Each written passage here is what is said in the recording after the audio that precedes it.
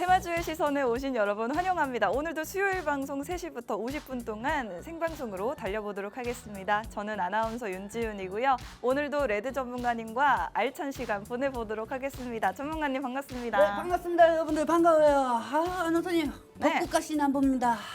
오늘 시장이 좋으니까 꽃구경하러 꽃구경 하려고 하시나 봐요. 약간 개나리 컨셉이에요. 아, 그러시구나. 네. 저는 오늘 오랜만에 저 양봉 빨간색 있잖아요. 네. 빨간색 오늘 좀 세탁기에다 맞춰놓고 오늘 네이비 색깔로 한번 입고 왔습니다. 그러네요. 자, 여러분들 오늘 테마주의 시선 정말 중요한 방송입니다. 그래서 그동안 우리가 방송을 할 때마다 너무 방송 시간이 짧다 이런 얘기들 많이 들었어요. 그래가지고 오늘도 많은 재료들을 어떻게 척척 빠르게 속도감 있게 여러분한테 팩트만 전달해드리려고 합니다. 그렇기 때문에 오늘 시간도 끝까지 봐주시고요. 네, 좋습니다. 자, 일단 현 시장 상황을 한번 보도록 할게요. 일단 이스라엘의 이하 번복 가능성, 중동 확전이 우려가 된다.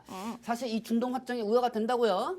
저는 솔직히 우려가 된다고 생각하지는 않습니다. 이 부분 조금씩 줄어들고 있는 것 같아요. 그렇지. 중동의 우려가 조금씩 줄어들고 있다. 줄어들고 있고 그리고 여기에 따라 가지고 우리 아나운서님 옆에 체크해 주시겠어요? 네. 유가가 지금 현재 계속 떨어지고 있는 상황입니다. 네. 사실 이런 것도 있어요.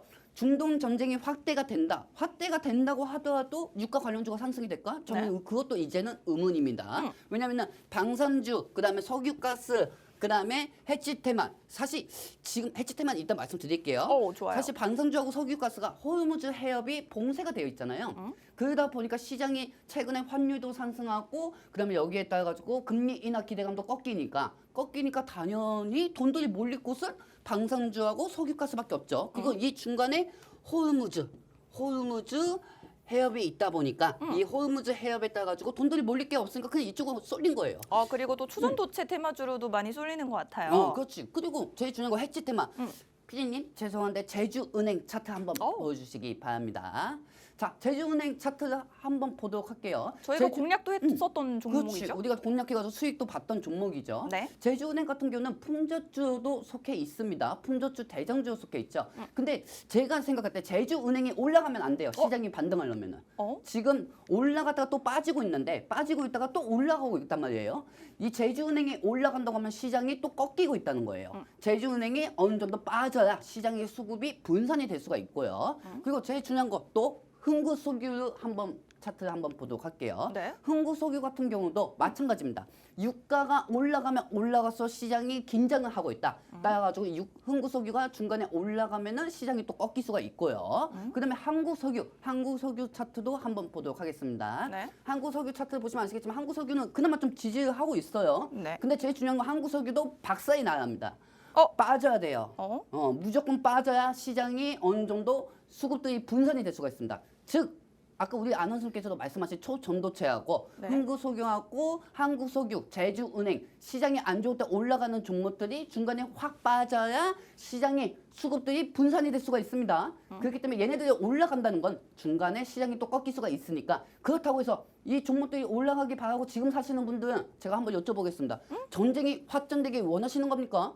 순간의 수익 때문에 전쟁에 대한 기대감 때문에 유가 관련주는 사는 게 아니라고 말씀드리고 싶습니다. 그렇기 때문에 언제든지 이탈이 될 수가 있으니까 이 종목들이 다 빠지기까지 기다리시기 바랍니다. 그렇습니다. 지금 이런 중동의 분쟁 때문에 사실은 중동에 있는 국가들 중에 뭐 기름이 나지 않는 국가들도 있습니다만 유가에 대한 변동성이 커지면 사실 손해를 보는 국가들이 많습니다. 그렇죠. 그래서 이렇게 석유, 석탄, 천연가스 같은 전통 에너지로 인해서 계속해서 에너지의 불안감을 갖게 되는 국가들이 이제는 신재생 에너지로 계속해서 빠르게 변화해 나가야 한다라는 흐름을 가져갈 수 있을 것 같습니다. 그래서 우리 전통 에너지가 신재생 에너지로 점점 변화해 나갈 수 있는 계기가 될 수 있다라는 부분을 전문가님 말씀해 주셨어요. 지금 그림으로 보시는 것처럼 태양광, 풍력이라든지 전기차 같은 것들이 오히려 이런 전쟁이 좀 계속해서 전쟁 상황이 좋아지게 된다면 이런 신재생 관련주가 부각받을 수 있다고요. 그렇죠. 왜냐하면은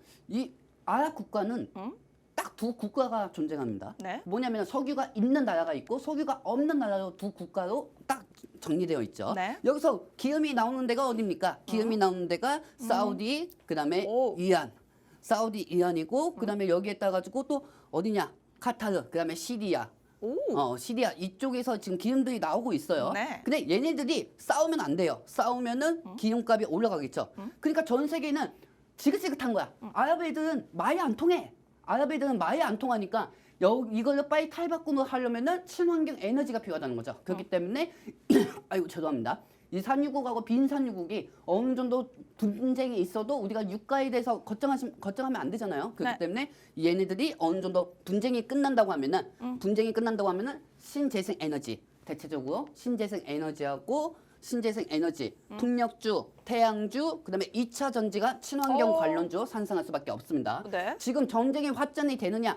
거기에 따라서 유가 관련주 사야 한다. 뭐 원자재 관련주 사야 한다. 이런 게 아니에요. 그게 중요한 게 아닙니다. 지금은 우리가 이 종목들이 상승할 때까지 기다리고 있어야 돼요. 그래서 오늘 신재생 에너지도 맨 처음에 부각이 됐었죠.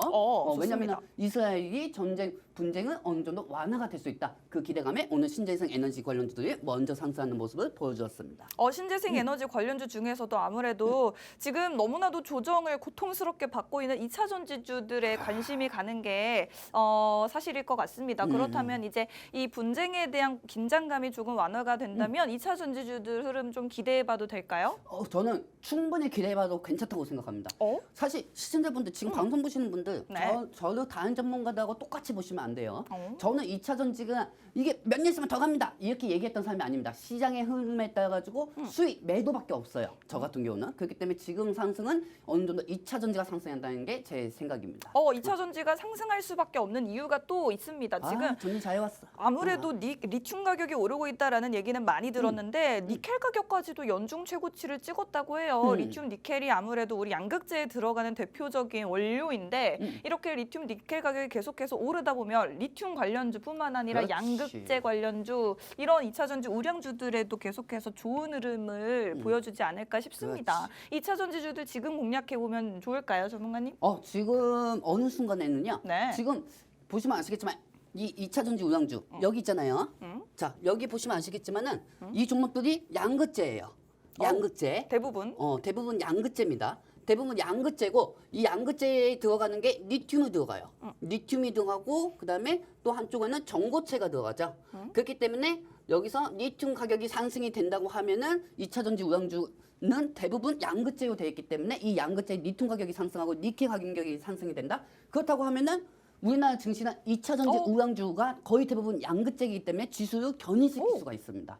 그렇기 때문에 반도체보다도 지금은 2차 전지 우량주 쪽으로 가야 한다는 게 제 생각이고요. 네. 그리고 2차 전지 우량주가 움직이면은 제일 첫 번째로 리튬 가격이 반응이 됩니다. 리튬 관련주 중에서 오늘 에코앤드림 갭 하락이 나왔어요. 제가 약간 좀 욕심이 생기긴 합니다. 에코앤드림 차트 한번 보도록 할게요. 전문가님 저번에도 에코앤드림 지금 약간 눈여겨보고 있다고 하셨는데 더 떨어졌어요? 그 후에 추가적인 상승이 나왔잖아요. 그래요? 나오고 또 어느 정도 조정이 되고 있는 상황이에요. 오늘 현재 10% 정도 이상 빠지고 있죠. 네. 10% 정도 빠지고 있는데 에코앤드림은 전고체의 대장주이기도 하고요. 네. 원래는 리튬 쪽에서는 하이드론 리튬하고 리튬 포스 우리가 수익을 정리하고 나온 하이드론 리튬하고 리튬 포스가 대장주이기도 합니다. 네. 하지만 최근에 2차 전지주들이 떨어질 때 엔캠이 많이 올라가죠. 희한하게. 근데 과거에 엔캠이 많이 올라갔고 전고체가 올라갔기 때문에 엔캠보다는 저는 하이드론 리튬 포스 에코앤드림은 체크하고 싶어요. 좋습니다. 뭐 사실 이런 얘기 하는 사람들도 많아요. 레드님 금양은 어때요? 금양은 어떻게 얘기하는데 저는 금양에 대해서 신뢰를 잊어버렸습니다. 왜냐하면 금양이 감사보고서를 늦게 냈잖아요. 맞아요, 이번에. 즉 뭐냐 테마율은 올릴 수가 있어도 재무가 한번 잘못되면 회사는 나중에 재무 때문에 망할 수도 있는 겁니다. 금양이 망한다는 게 아니고 한번 감사보고서 늦게 낸 결과 때문에 여기에 따라서 주주들은 생각을 안 한다는 생각에 저는 여기에 대해서 금양은 신뢰를 잊어버렸다고 생각합니다. 그렇습니다. 아무래도 최근에 이 주주총회 시즌이었고 그때 감사 보고서를 제출을 했어야 되는데 제출을 못한 기업들이 몇 군데 있습니다만 뭐 우리의 굉장히 뭐 금양 뭐 기대를 한 몸에 받았었던 금양인데 뭐 감사 보고서를 늦게 냈습니다. 이런 부분 때문에 약간 기업에 대한 신뢰도 자체가 약간은 낮아진 상태다라는 부분을 말씀을 드렸고요. 사실은 2차 전지와 때려야 뗄 수가 없는 게 바로 이 테슬라인데 테슬라는 계속해서 연일 하락세를 면치 못하고 있어요. 공장 운영을 단축한다고 하고 직원을 해고한다라고 하고 이런 악재들이 있는데도 불구하고 테슬라는 반등을 해줄까요? 저는 테슬라는 저가 매수를 들어온다고 생각하고 있습니다. 공장에서 운영이 단축이 됐다. 그래서 여기서 나온 사람들이 테슬라 주가를 사는 건 아니거든요. 그리고 직원 10% 이상 해고 계획. 당연하죠. 왜냐하면 2차 전지 기업들은 다 지금 안 좋은 상황이니까 네. 이 부분도 이미 반영이 됐잖아요. 악재 반영이 됐기 때문에 지금 현재 프리마켓에서 지금 0.56% 정도가 상승이 되고 있죠. 네. 그렇기 때문에 이 프리마켓을 통해서 테슬라가 그만큼 그동안 많이 빠진 만큼 양극재 쪽으로도 요소 쪽으로도 반영이 될 거라고 저는 생각하고 있습니다. 그리고 테슬라는 이따가도 말씀드리겠지만은 제일 중요한 거는 빠지면 빠질수록 서양 개인 투자자들한테는 더욱 좋은 기회이기도 합니다. 좋습니다. 지금 안 그래도 서학 개미들이 압도적으로 가장 많이 쓸어 담고 있는 종목이 테슬라라는 것은 지금 계속해서 확인이 되고 있는 사실입니다만 주가는 그만큼 반영이 되지 못하고 있습니다. 그래도 저가 매수세가 들어올 만한 충분히 매력적인 가격대이기 때문에 여러분들이 계속해서 테슬라의 저가 매수 그리고 2차 전지의 반등까지도 기대해 보실 수가 있을 것 같습니다. 자, 지금 저희 굉장히 중요한 글로벌 시황을 하나 짚어보고 갈게요. 파월 의장이 간밤에 또 말을 했는데 이 입을 막아야 돼. 얘기하지 말라고 해야 돼. 아무 말도 안 하셨으면 아무 말 안 하고 그냥 좋겠어요. 노년에 그냥 편히 사시지 말이야. 네? 노년에 편히 사시지 말이야. 자, 일단 파월이 2% 물가 훨씬 더 오래 걸릴 듯 금리 인하는 지연이 될 수가 있다. 근데 이거는 여러분들도 아시다시피 매번 늘 똑같은 레파토리예요. 유가가 상승됐으니까 당연히 파월 의장 입장에서는 이런 얘기를 할 수밖에 없는 상황입니다. 그렇습니다. 그리고 CPI도 최근에 CPI가 망가지게 나왔어요. 예상치보다 상위가 나왔어요. 네. 경기가 너무 좋은 거야. 지갑에서 돈을 하도 너무 많이 쓰는 거야. 그렇습니다. 소매 판매도 증가를 소매 했고요. 판매도 증가가 됐고 그리고 유가가 이미 상승이 됐으니까 그 유가에 대한 반영은 다음 달에서 다다음 달까지 CPI하고 그다음에 물가지수 PPI는 예상치보다 상해가 나올 수밖에 없다는 거 이거를 이미 시장은 알고 있어요. 시장은 이미 알고 반영을 했기 때문에 저는 이 부분이 예상치보다 상해가 나와가지고 시장이 앞으로 빠진다는 것보단 유가가 떨어지는 게 제일 중요하다고 생각합니다. 그렇기 때문에 이 유가만 떨어지면 괜찮으니까 파월 의장의 말에 너무 신뢰성을 안 가져주셔도 됩니다. 과거 저 2월달, 3월달에 CPI 발표됐도 오히려 미증시는 떡상했습니다. 그렇습니다. 그런데 파월 의장의 발언에 지금 뭐 국채 금리는 계속해서 급등하고 있는데요. 정말 우려를 안 해도 되는 거 맞습니까? 자, 이 국채 금리 같은 경우는 사실 주식 시장에서 네. 돈이 빠져나가서 안전자산은 국채 금리로 다가가는 거죠. 그렇습니다. 그리고 이 국채 금리를 산 사람들은 이제 제일 중요한 거는 국채 금리가 올라가지 않을까? 금리가 올라가지 않을까? 금리 올라갈 것 같은데 유가가 더 상승이 되면은 금리 인하보다는 금리가 더 올라갈 것 같은데 이렇게 되면 당연히 국채 금리가 상승할 것이라는 기대감에 국채를 사는 건가요? 그렇죠. 국채를 살 수밖에 없죠. 네. 그러다 보니까 주식 자금은 이탈이 될 수밖에 없고요. 이 금리 정책에 제일 예민한 게 뭐죠, 여러분들? 저는 기술주라고 생각합니다. 그렇기 때문에 반도체하고 2차 전지가 빠질 수밖에 없는 거죠. 저 보시면 아시겠지만 피디님 미국 키워드 한 번만 찍어주시기 바랍니다.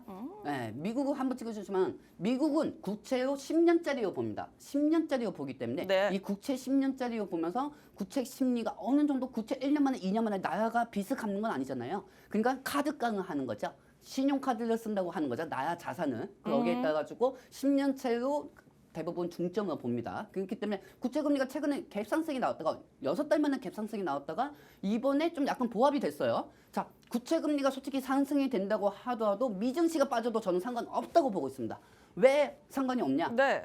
지금 시청자분들 야, 이 자식아 그 무슨 소리야? 국채금리 올라가면 증시가 빠진다고 하는데 근데 제 얘기 들어보세요, 여러분들. 네. 국내 증시는 미국 증시하고 국내 증시는 앞으로 향후 디커플링 형식으로 갈 거예요. 그래요? 일주일 동안. 왜냐면은 제가 말씀드렸지만은 미국은 반도체 비중이 더 많고 국내 증시는 2차 전지 비중이 더 많습니다.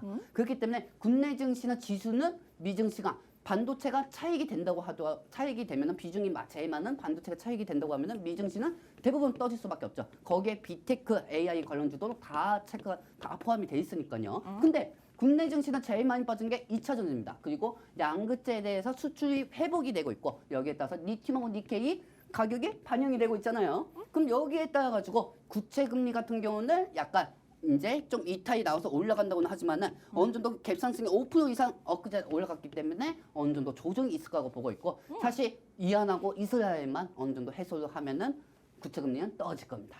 그렇습니다. 지금 금리 인하에 대한 기대감이 낮아지면서 안전자산에 대한 투자 심리가 높아지고 국채를 사들이는 사람들이 많아지니까 오히려 주식으로 들어간 자금들은 이탈이 되고 있습니다. 즉 기술주 중심으로 매도세가 나오고 있는데 앞으로 미국 증시가 만약에 하락을 한다고 하더라도 우리 증시는 이와 디커플링 될 수 있다. 적어도 한 주 동안은 디커플링 가능성이 있고 미국 증시가 떨어져도 우리 증시는 올라갈 수 있다라는 부분을 말씀해 주셨습니다. 이런 부분들 사실 저희가 전문가님이 또 오늘 굉장히 많은 할 말이 많다고 오늘, 하시고 할 말 많아요. 엄청나게 많아요. 그렇습니다. 이런 저 부분에 필리버스터도 할 수 있어요. 필리버스터. 24시간 동안 얘기할 수 있어요. 그렇습니다. 24시간 필리버스터 할 수 있지만 저희가 남은 시간 35분밖에 없기 때문에 제가 이제쯤 이제 전문가님께 리모컨 넘겨드리고 자리를 옮겨보도록 하겠습니다. 오늘 이 부분에 대해서도 전문가님이 더 자세하게 좋습니다. 설명해 주신다고 하고요. 그리고 오늘의 또 공략주에 대한 이야기도 남아 있으니까요. 조금만 기다려 주시고 이제 자리 살짝 옮겨서 다시 이야기 이어가 볼까요, 자, 전문가님? 이제 좀 앉아서 얘기해 보도록 할게요, 여러분들. 그렇습니다. 그리고 여러분들 어디 가지 마시고 채널 어디 고정하시고 가도 돼요. 솔직히 뭐 다른 방송 봐봤자 똑같아. 맨날 다릅니다, 전문가님. 우리 방송은 달라요. 그렇습니다. 어디 가지 마시고 채널 고정하시고 기다려주시면 1분 뒤에 돌아오도록 하겠습니다.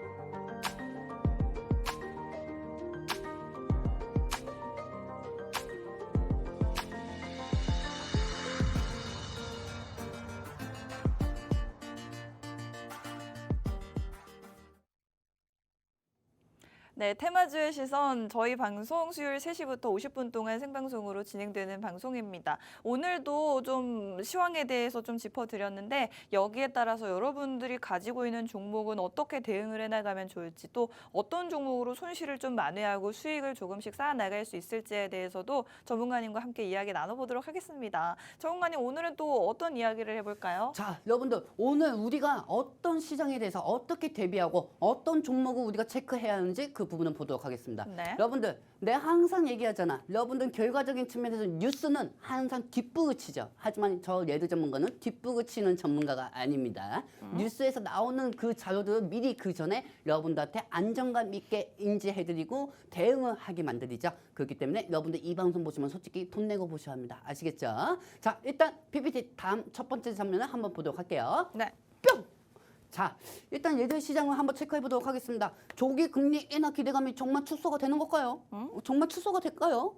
정말 기대감이 축소가 될까? 여러분들이 생각하기에도 기대감이 축소될 것 같으신가요? 사실은요, 전문가님 저는 조기 금리 인하에 대한 기대감이 원래 없었어요. 응.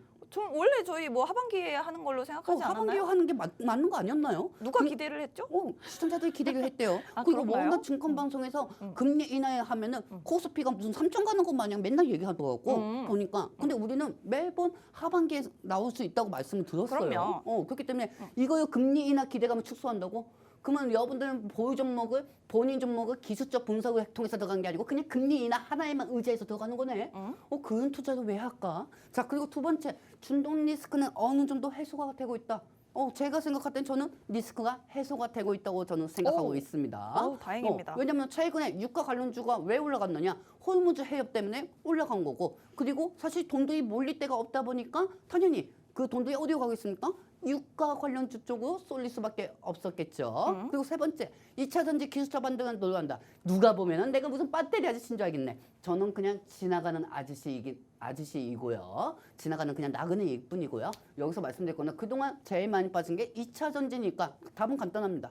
2차 전지가 제일 많이 빠졌고 테슬라도 많이 빠졌고 그리고 리튬, 니켈, 원자재는 또 상승하고 있잖아요. 그렇다고 보면 국내 증시의 양극재로 위주 되어 있는 우리 2차 전지 국내 증시는 상승할 수밖에 없겠죠. 자, 그다음에 네 번째는 현 시장은 수혜주보다는 이슈가 몰리는 모습입니다. 왜냐하면 시장에 돈들이 몰릴 데가 없는 거야. 그러다 보니까 이란하고 이스라엘가 어떻게 움직이고 그리고 어떻게 이 환율이 또 어떻게 움직이고 그리고 또 여기에 따라서 유가가 어떻게 움직이냐에 따라 가지고 투자자들이 관망세를 짙고 있기 때문에 지금 시장은 악재보다는 어제는 환율 유가 때문에 빠졌지만은 오늘은 어느 정도 둔화를 천천히 가고 있다는 그 생각만 하시면 되겠습니다. 그렇습니다. 자, 지금 저도 이 말이 굉장히 공감이 되는 것 같습니다. 어떤 시장에서 수혜주를 찾기보다는 시장이 너무나도 안 좋기 때문에 뭐 해치 테마주라든지 아니면 초전도체 관련주로 모든 수급이 쏠리는 모습인데 지금 사실 뭐 시장에서 이렇다 할 호재를 찾기는 어렵습니다만 그래도 우리 증시는 뭐 미국 증시라든지 일본 증시라든지 중국 다른 나라들보다는 지금까지 증시가 많이 오른 편은 아니기 때문에 지금 조정을 받았을 때 조금 더 빨리 일어설 수 있지 않을까라는 부분을 좀 말씀을 드리고 싶습니다. 자, 지금 중동에 대한 이야기가 아무래도 여러분들 가장 많이 관심을 가지고 계실 것 같은데 전문가님 이제는 확전에 대한 우려는 조금 덜한 것 같아요. 어떻게 보시나요? 저는 사실 시장의 개요가요. 시장의 개요가 이거는 잠시 지속적인 악재보다는 시장이 그냥 단순한 해프닝으로 저는 보고 있습니다. 이 전쟁에 대한 이야기가요? 네, 그리고 솔직히 말해서 환율 같은 경우도 네. 사실 전쟁이 터지기 1350이었어요. 원래 높았어요. 네, 원래는 전쟁 터지기 전부터 금리 인하 기대감이 형성이 됐었어도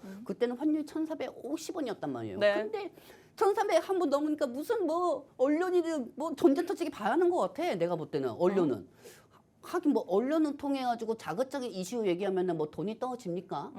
그것 때문에 언론에 계신 분들은 자극적인 부분들만 얘기하는 것 같아 느낌이.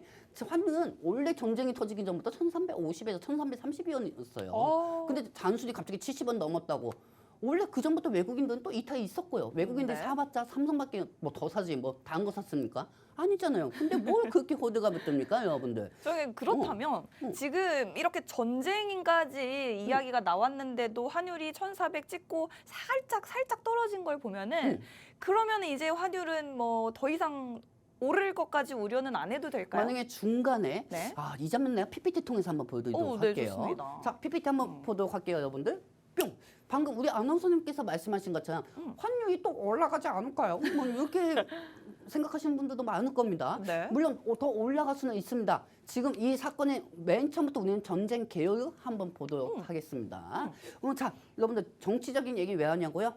내가 한 가지 얘기할까? 네. 여러분들은 정치적인 공부를 안 했기 때문에 여러분들 주가가 박살이 난 겁니다. 무슨 말씀인지 아시죠? 그래야 이 모든 부분을 알아 시장도 중요하지 않겠습니까? 안 그래요? 자, 그렇기 때문에 이 부분은 잠깐 살펴보고 한번 다시 넘어가 보도록 할게요. 네. 일단 이 안에서는 이번 한 건을 통해 가지고 이걸로 전쟁은 끝난 거야. 더 이상 공격은 없다고 얘기하고 있는 상황입니다. 하지만 저기 우리 이스라엘의 네타냐후 이 총리 같은 경우는 화전을 원했는데 화전을 원하고 지지율이 올라가는데 이 사람 지금 이스라엘에서 지지율이 15%밖에 안 된답니다. 15%밖에 안 되고 그리고 이 사람의 정당이 과반석을 합류한 압석이 총 100석이에요. 100석인데 이 사람의 정치적인 그 정당은 15석밖에 예상치가 안 된다고 합니다. 그러면 이분의 다음 재선거에는 총리가 떨어질 수가 있죠. 그리고 본인만의 정치적 지지율이 떨어질 수가 있기 때문에 전쟁을 통해서 또 명분을 만들고 거기에 따라서 지지율을 올릴 수가 있습니다. 근데 또 웃긴 거는 이분이 이란의 대사관을 먼저 공격했어요. 어떻게 보면 우리 한국 썼다면 방귀 낀 놈이 선낸다고요. 그렇죠? 저는 이 네타냐후한테 책을 추천해 드립니다. 그 이스라엘에서 제일 유명한 책이 뭡니까? 무슨 책이죠? 탈무드잖아요. 탈무드요? 저도 중학교 때부터 탈무드를 봤거든요. 그래요? 유대인의 얘기니까. 유대인이 이스라엘에서 나오는 거 아닙니까? 그렇기 때문에 네타냐후 씨께서는요. 이 탈무드 책 한번 보시기 바랍니다. 다시 한번 보세요. 그럼 어떤 교훈을 얻을 수 있죠, 전문가님? 어떤 교훈을 얻을 수 있죠? 즉 마음은 편안하고 전쟁에 대한 교훈을 안 할 수가 있는 거잖아요. 그리고 좋습니다. 여기서 중요한 거 탈무드 비싸지 않습니다. 네타냐 씨 비싸지 않아요. 없으면은 제가 사서 보내드릴게요. 한 15,000원, 16,000원 예스24에 들어가면은 네. 그 탈무드 책이 있어요. 네. 원하시면 제가 탈무드 책 국제 배송으로 보내드리도록 하겠습니다. 그렇습니다. 근데 사실 이게 자세히 또 들여다 보니까요. 뭐 이번에 이란이 보복 공격을 하기 전에 며칠 전에 이걸 이미 알렸다고 합니다. 그러니까 우리가 공격을 할 테니까 너네가 어떻게 최대한 막아봐. 라고 하고 공격을 한 것 같아요. 솔직히 이렇게 던져주니까 던져주니까 한번 맞춰봐, 맞춰봐 이렇게 하고 맞춘 거나 마찬가지죠. 이게 무슨 진짜 전쟁을 하려는 게 진짜 아니라 전쟁이 아니라는 거죠. 정치적인 어떤 정치적인 본인들만의 쇼죠. 그렇습니다. 어떻게 보면. 그리고 이란 같은 경우는 유럽연합에다가 저희 몇 시 몇 분에 탄도미사일 80개 보내고요. 드론 한 200개 보낼게요. 그러니까 그거 이스라엘한테 전해주세요. 이렇게 얘기한 거나 마찬가지예요. 이게 사실이라고 어떻게 보면. 합니다. 그리고 여기에 따라서 이스라엘은 유럽연합님한테 전화 왔다 하고 전화 받아 이란이 몇 시에 전화한대요? 알겠습니다. 그럼 아이언돔을 한번 여기 배치를 해야겠군요. 이렇게 해서 그냥 풍선 맞추기 한 것뿐이에요. 네. 그렇다고 사상자가 나왔습니까? 사상자가 나오지는 않았죠. 네. 근데 하지만 이 전쟁이 또 다시 일요일날 끝나고 나서 그날 새벽에 네타냐후가 보복초회를 하겠다. 얘기를 했는데 갑자기 새벽에 또 말을 바꿨어요. 말을 바꾸면서 다시 한번 전쟁에 대한 기운이 생기다 보니까 당연히 유가는 떨어지지만 환율은 상승이 됐죠. 그렇기 때문에 어떻게 됐습니까? 자, 다음 장면 PPT를 통해서 보도록 할게요. 네. 뿅! 자, 보시면 아시겠지만 유가도 상승이 되었고 금리 인하 기대감도 꺾일 수밖에 없죠. 유가가 상승하면 당연히 물가가 상승이 되고요. 그리고 여기에 따라서 금리 인하 기대감이 또 꺾일 수밖에 없는 거예요. 그렇기 때문에 킹달러로 될 수밖에 없죠. 그렇기 때문에 원달러가 1,400원까지 돌파가 된 거고요. 네. 여기에 따라서 미국 달러 같은 경우는 1,400까지 넘었다고 보시면 됩니다. 그렇기 때문에 당연히 외국인들 솔직히 욕할 필요가 없어요. 외국인들은 당연히 환율이 올라가니까 당연히 이탈이 나올 수밖에 없죠. 제가 외국인이었어도 뭐 이탈할 것 같습니다. 그럼요. 당연하죠. 그러다 보니까 어제 시장 어떻게 됐습니까? 감전명 보도록 할게요. 네. 뿅! 어떻게 됐어요? 막 장난 아니었습니다. 어제 코스피만 2% 이상 갭상승 나오고 코스닥이 2.30% 갭하락 나오고 기술주하고 경기방어주들이 다 대부분 강한 이탈이 나올 수밖에 없죠. 그러다 보니까 여기저기서 뭐 보지는 않았는데 네. 그냥 텔레파시가 그냥 들려. 살려주시시오. 저런 건 살려주시시오. 어디서 가져오신 거예요? 내가 만든 거예요. 살려주시시오. 포토샵 하면은 그냥 돼요. 네. 살려주시시오 하면서 개인 투자자들은 네. 그동안 보유 종목은 매번 우리 개인 투자자들은 문제는 이거예요. 시장이 떨어지는 거는 생각 안 해. 올라가는 것만 생각하기 때문에 종목을 하나씩 사다 보니까 몇 개가 되다 보니까 본인이 어떤 종목이 있는지도 몰라. 그때 어제 같은 시장에서 한꺼번에 참수를 당하다 보니까 종목들이 참수가 되다 보니까 기억 상실 걸렸어요. 이 개인 투자자들이 이 큰 충격에 따라가지고 기억 상실 걸렸다니까요. 개인 투자자들이 내가 어떤 종목이 있었지, 내가 어떤 종목 매수가 했지, 내가 어떤 종목 또 매도했는데, 나 이 종목 매도 안 했는데, 손절했는데 이 종목이 또 하필이면 이 시장 때 이렇게 올라가네. 이런 분들 되게 많으실 겁니다. 그렇기 때문에 증시의 충격에 따라서 기억 상실에 걸리신 분들은 여러분들. 종목이 많아봤자 소용없습니다. 어차피 여러분들 어차피 주식시장 앞으로도 엄청나게 할 건데 뭐가 마음이 급하다고 해서 감성적 매매を합니까? 제가 모든 걸 다 알려드리도록 할게요. 그렇습니다. 정말 뭐 저도 제가 어떤 종목을 보유하고 있는지 잊어버린 지가 오래인 것 같은데 아마 여러분들도 차라리 이거를 좀 잊어버리는 게 나을 만한 시장이 아닌가 싶습니다. 여러분들 너무 조급하게 생각하지 마시고요. 어차피 계속해서 주식 오래오래 하시려면 조금이라도 마음의 여유를 가지면서 지금 뭐 완전 일확천금 빠른 수익을 바라는 것보다는 시장이 힘든 만큼 잠시 여유를 가지고 쉬었다가 시장이 좋아질 때 그것을 활용하는 것이 좋지 않을까 생각이 듭니다. 그리고 그게 너무 어렵다, 마음처럼 안 된다 하시는 분들은 또 저희가 계속해서 전문가님의 또 잔소리도 꾸준히 들려드릴 거고요. 잔소리 하면 나지. 그렇습니다. 여러분들의 또 어떤 투자 전략을 일관적으로 세워드릴 수 있게 도와드리도록 하겠습니다. 저희 방송도 계속해서 함께 해주시고 그리고 자막 참고하시면 저희와 더 오랜 시간 실시간으로 소통할 수 있는 방법이 있으니까요. 참고해 주시면 좋겠습니다. 자, 지금 외국인들이 짐을 싸고 우리 시장에서 탈출을 하고 있는데 어쨌든 중동 전쟁은 더 이상은 확전이 되지 않을 것이다라는 부분에 투자자들은 약간은 베팅을 하고 있는 것 같습니다. 전문가님. 앞으로 시장 어떻게 대응하면 좋을까요? 지금 일단 기관이 우리 시장에 다시 들어와야 돼요. 기관이 우리 시장을 다시 들어와야 하고 네. 기관이 들어오면서 개인 투자자들도 같이 움직일 수가 있습니다. 일단은 지금 현재 개인은 뭐 매번 우리 개인 투자자들은 그런 거 없어요. 그냥 무조건 돌격이야. 그렇기 때문에 개인 투자자들은 그냥 제외시키고요. 네. 외국인들 입장에서는 다시 빼고 있는 상황이고 지금 기관 쪽에서 코스닥 쪽으로 들어오고 있는 상황입니다. 네. 그렇기 때문에 코스닥 쪽은 중소형주 쪽으로 수급들이 분산이 되면서 상승 종목이 더 많은 상황에서 나오고 있는 상황이죠. 그러네요. 그리고 여기에 따라서 중동 전쟁이 확전되지가 않고 만약에 2차 전지가 기술적 반등이 나온다고 하면은 어느 정도 시장은 향후 반등을 할 수가 있고 여러분들이 일주일 동안 낙폭이 됐던 만큼 그 낙폭의 일부의 회복을 반 정도는 할 수가 있습니다. 그렇다고 해서 지금 시청자분들 또 이렇게 저한테 물어볼 거예요. 아니 그러면은 추가 매수 해야 하는 거 아니에요? 여러분도 그렇게 돈 많아요.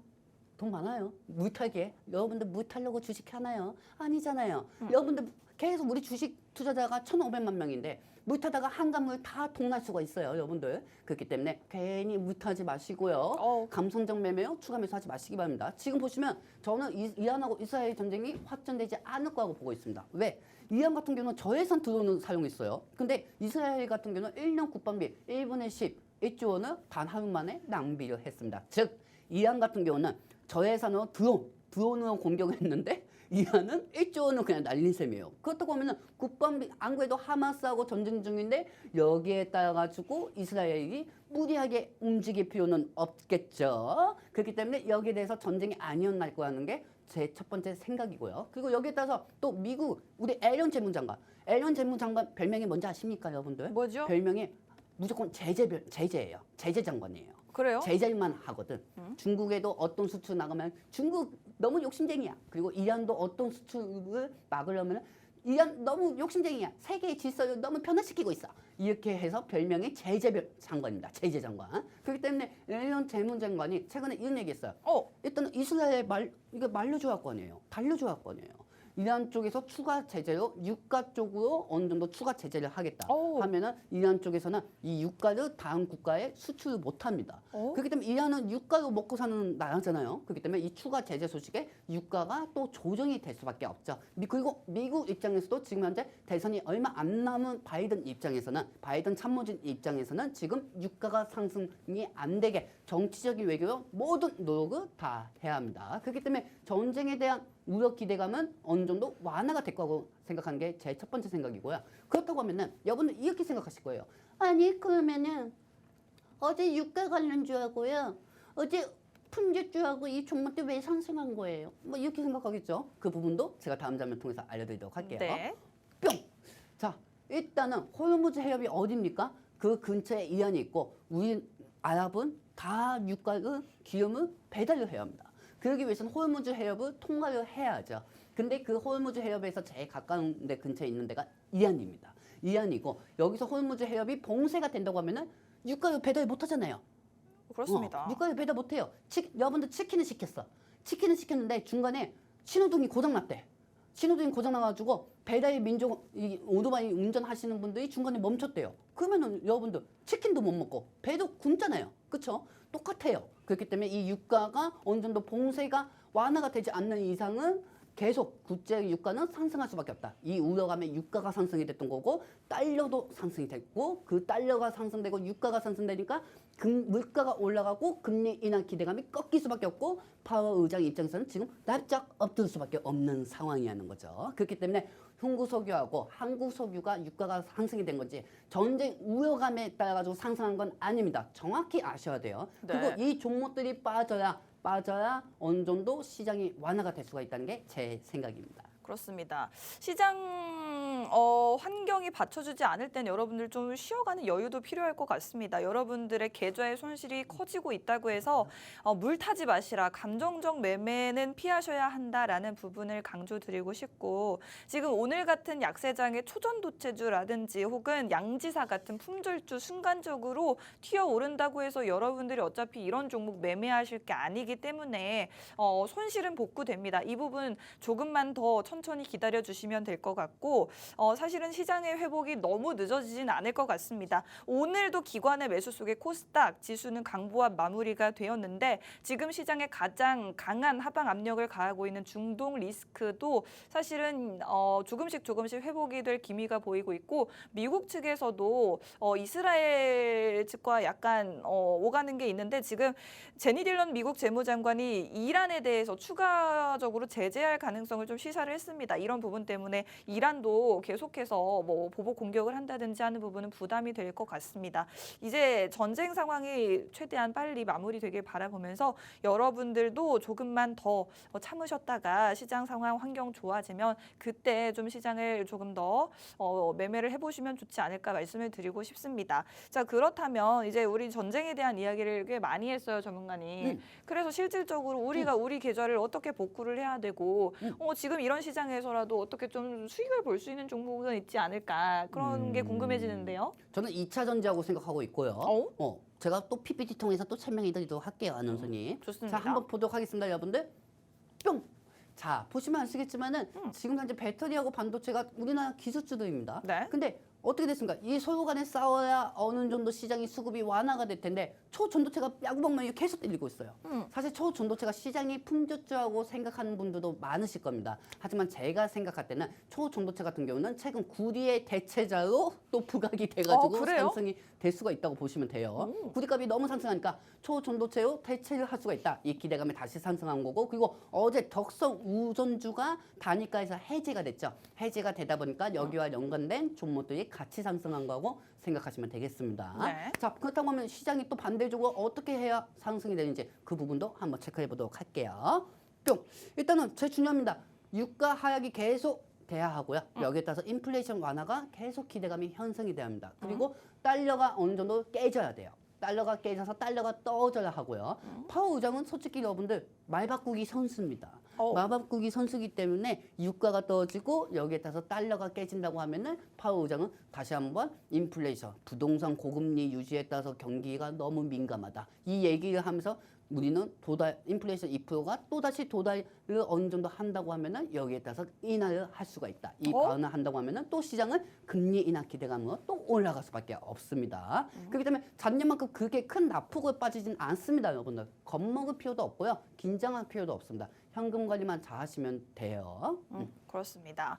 지금 이렇게 중동의 긴장에도 불구하고 유가는 그래도 조금씩 완화가 되는 모습이고 금리 인하에 대한 기대감은 뭐 상반기에 있었다라고 하지만 사실은 저희는 방송을 통해서 계속해서 빨라도 하반기다라는 부분을 말씀을 드렸습니다. 기대감이 꺾였다고는 하지만 이미 이전부터 파월 의장은 뭐 하반기에나 할 것이다라는 부분을 못을 박아뒀기 때문에 이 부분 우려감 이미 반영이 된 것이다라고 보시면 좋을 것 같고 아마 환율도 1,400을 찍었기 때문에 그 이상으로 올라가지 않을 것 같습니다. 자, 이 부분들 보시면서 파월 의장의 또 간밤에 발언이 있었습니다만 말 바꾸기 선수라고 하셨어요. 네. 파월 의장이 또 앞으로 어떤 것들을 시장에 시사를 할지 모르기 때문에 금리 인하에 대한 기대감이 다시 살아날 수 있다라는 부분 여러분들이 염두에 두시면 좋을 것 같습니다. 자, 전문가님이 2차 전지에 대한 이야기를 굉장히 많이 하고 싶으신 것 같아요. 엄청 하고 싶습니다. 2차 전지 있었습니다. 구체적으로 자, 구체적으로 한번 얘기 한번 해보도록 할까요? 종목이 너무 많잖아요. 일단은 제가 지금 우리 노안투방에 계신 분들하고 갖고 있는 종목이 저는 TCC 스틸입니다. 자, 일단 TCC 스틸 한번 차트를 한번 보도록 할게요, 차트 여러분들. 볼게요. 자, TCC 스틸 보시면 아시겠지만은 우리가 딱 저번 주 금요일이었어요. 아니지, 저번 주 화요일이었습니다. 타이밍도 제대로였습니다. 자, 차트 한번 보도록 할게요. 저번 주에 한 번 들어갔는데 들어가자마자 막 엄청 빠지는 거야. 막 들어가자마자 막 지금 우리가 마이너스 13%에서 지금 오늘 1% 정도가 약간 좀 상승하고 있어가지고 마이너스 12% 줄어들고 있는 상황입니다. 근데 사실 전쟁에 대한 이 우려가 계속 공포감은 조성이 되지는 않을 것이다 생각하고 들어갔는데 완전히 박살나고 있습니다. 하지만 여러분들은 항상 이 종목이 빠지면 본인들은 추가 매수를 하죠. 근데 저는 이제까지 한 번도 잃어본 적이 없습니다. 그리고 그 증인은 우리 시청자분들이 같이 생각하고 있고 그 증거는 다 가지고 있으니까요. 그러니까 제일 중요한 거는 지금 TCCT부터 제일 먼저 상승할 거다. 이게 아닙니다. 2차 전지가 전체적으로 상승이 되면 TCCT도 기술적 반등으로 낙폭을 축소해 나갈 수 있다는 취지하에 이 말씀을 드린 거고요. 그렇다고 하면은 여러분들은 저한테 도대체 어떻게 2차 전지가 상승이 되느냐 이렇게 말씀을 하셨을 겁니다. 물론 그리고 이 방송을 보시는 분들 똑똑히 들으세요. 본인들이 종목을 갖고 있던 건 작년이었어. 작년에 2차 전지 엄청 높을 때 샀단 말이야. 근데 나는 작년에 오히려 2차 전지 사지 말라고 해가지고 오히려 수익을 놓친 사람입니다. 제일 중요한 거는 제가 지금 현 상황에서 말씀드리고자 하는 거는 2차 전지의 순간 상승이 나오니까 여러분들 제 얘기 잘 들으세요. 2차 전지에 지금 물려 계신 분들 많죠.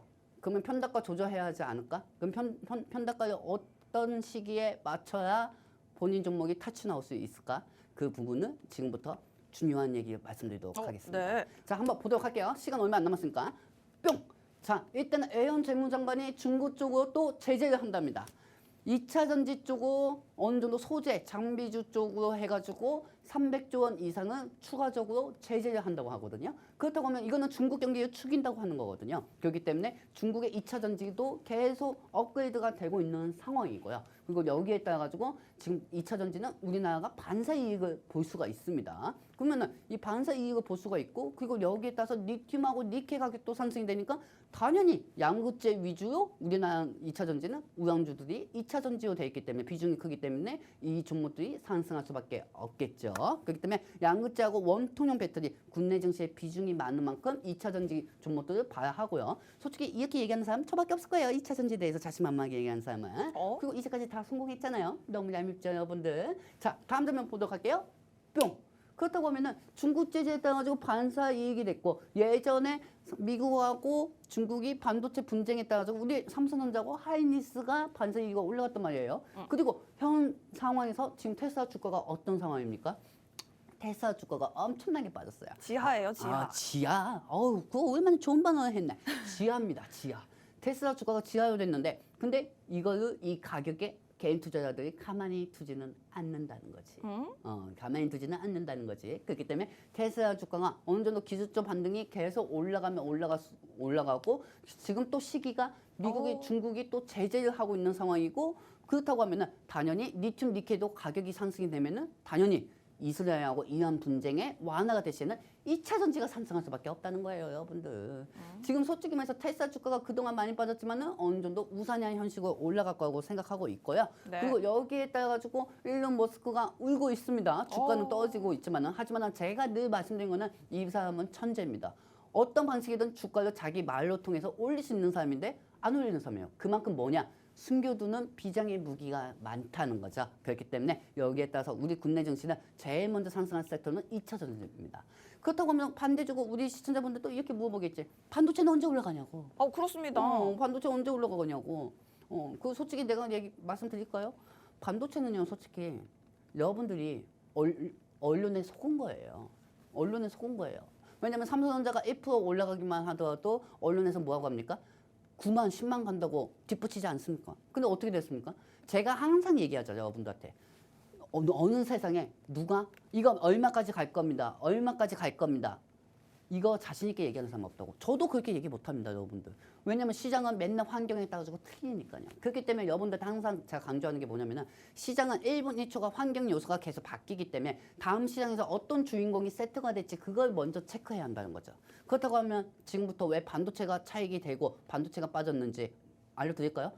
답은 간단해요. 환율이에요. 환율이 상승되고 그리고 향 그의 미래의 기대감을 너무 많이 반영이 되었다는 겁니다. 반도체는. 그렇다고 하면 시장이 원하는 그 이상의 기대감은 또 반도체는 가지고 와야 합니다. 그래야 반도체가 상승이 될 수가 있겠죠. 제 옆에 이제 화면이 뜰 거예요. 그렇다고 하면은 여러분들이 이길지 제가 이길지 한번 시장 한번 보도록 합시다. 그렇습니다.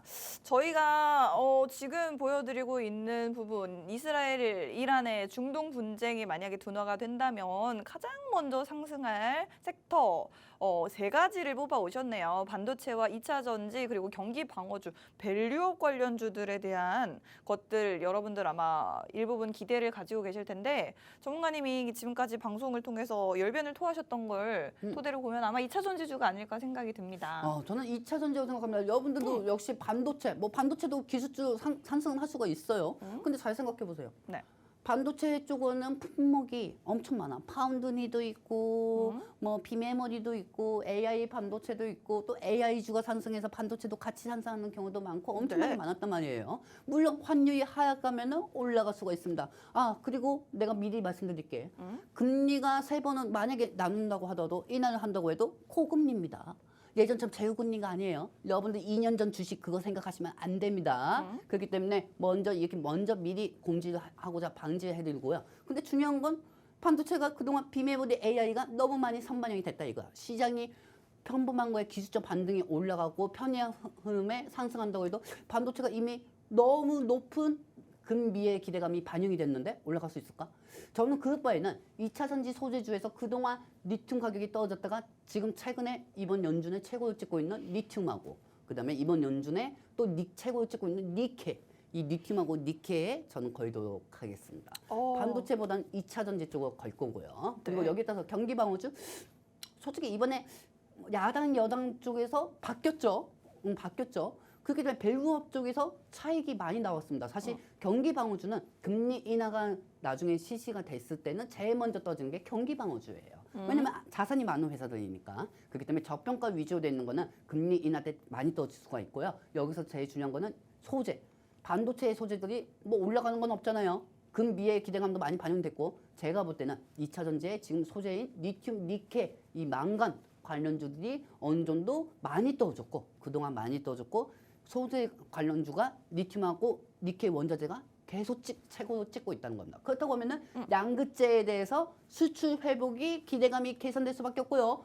우리 국내 증시는 에코프로비엠, 에코프로, 포스코그룹 이런 종목들이 상승할 수밖에 없겠죠. 그동안 고생 많으셨어요. 2차 전지 많이 빠져가지고 엄청 힘들었을 텐데 2차 전지 이제 서서히 반등이 나올 겁니다. 고생 많으셨고 이 부분에 대해서도 추가적으로 저는 잠시 후 우리 시청자분들하고 같이 얘기해 보도록 하겠습니다. 그렇습니다. 저희가 그래도 3월부터 지난달부터 리튬 포어스와 하이드로 리튬, 제주은행, 미래에서너, 피델릭스라는 종목들로 종목당 최소 8%에서 9% 이상씩 수익을 만들어 드렸습니다. 그런데 저희가 또 전문가님이 솔직하게 말씀드린 부분은 지금 현재 보유하고 있는 TCC 스틸이라는 종목은 현재 또 10% 넘게 손실 중이라는 부분을 말씀을 해주셨는데 이렇게 사실 솔직하게 말씀을 드리는 이유는 어차피 저희는 여러분들과의 신뢰를 굉장히 가장 중요하게 생각하는 방송이고 끝날 때까지 끝난 게 아니다. 지금은 손실 중이긴 하지만 정리하고 나올 때는 약수익 안 되더라도 약손실까지는 계속해서 손실을 회복을 해서 정리하도록 하겠다라는 말씀을 강조를 드렸고요. 그 근거로 지금 2차 전지 관련주들의 반등 모멘텀이 굉장히 많다. 리튬 가격과 니켈 가격이 연중 최고치를 기록하고 있어서 아무래도 이 리튬으로 만드는 양극재 기업들의 수익성이 계속해서 개선이 될 수 있다라는 부분, 2차 전지 기업들의 수익성 하반기부터는 개선된다라고 지금 기사들도 많이 나오고 있으니까 확인을 해보시면 좋을 것 같고요. 테슬라 지금 굉장히 저점을 또 뚫고 저점에 와 있습니다. 테슬라도 저점 반등의 가능성이 있기 때문에 2차 전지주들 위주로 해서 우리 코스닥 우량주들의 상승이 코스닥 지수를 전반적으로 견인을 해주지 않을까. 그리고 저희가 그중에서도 약간은 중소형주로 2차 전지 관련주 수익을 한번 노려보도록 하겠습니다. 저희와 함께하고 싶으신 분들 계속해서 자막 참고하시면 저희와 함께 하실 수 있는 방법 안내해드리고 있고요. 저희 방송 이제 2분밖에 남지 않았는데 전문가님 또 우리 시청자분들께 한마디 우리 투자 의견 주실 수 있을까요? 지금 시장 엄청나게 짜증이 나시고 힘드실 겁니다, 여러분들. 정말 힘드실 거예요. 근데 제가 여러분들한테 한 가지 말씀드릴게요. 네. 어떤 주식 방송이든 간에 여러분들 계좌를 책임져 주지는 않습니다. 저도 마찬가지고요. 근데 제일 중요한 거는 상승되는 것만 얘기하는 사람들은 멀리 하시기 바랍니다. 왜냐하면 여러분들 현실적인 감각으로 주식을 하셔야지 지금 객관적이고 하는데 올라가는 것만 생각하니까 여러분들이 그게 그 모양인 겁니다. 무슨 말씀인지 아시겠죠? 떨어지면 추가 매수 하려고 주식하시는 겁니까? 그건 아니잖아요. 객관적인 분석을 하고 그 다음에 어떻게 하면 잃지 않을 건가. 항상 제가 말씀드리지만 주식시장은 최악의 상황을 염두에 놓고 하는 게 주식입니다. 여러분들 은행보다 더 나으려고 주식하는 거지 여러분들 욕심 때문에 본인이 힘든 돈은 까먹지 마시기 바랍니다.